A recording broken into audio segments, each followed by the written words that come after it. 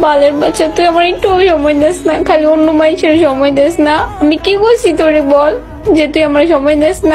আমি কি এতটা অবহেলার পাত্র যে তুই আমার একটু সময় দিতে পারস না? সময় না দিতে বললে বললে দিবি, এরকম অবহেলা করবি না আমার লগে। আমার অনেক কষ্ট লাগে, আমি এখন কান্না করতেছি জানোস। তুই একটা ফোন দিছিস সারাদিনের মধ্যে।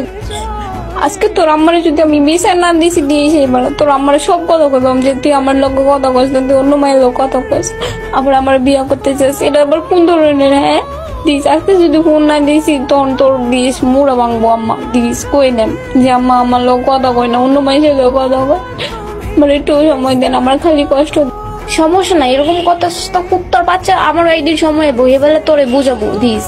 কত জানি কত সাল এখন করতে আসছিস না, কর।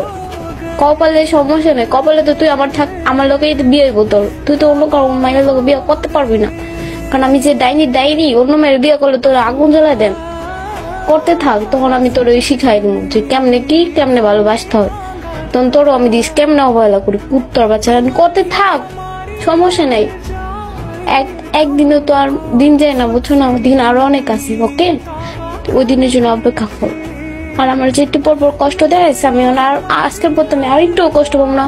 দরকার আছে যে ভালোবাসে না তার জন্য কষ্ট করে? হ্যাঁ বুঝ আমারে। তোরা আর আজকের পর তোরে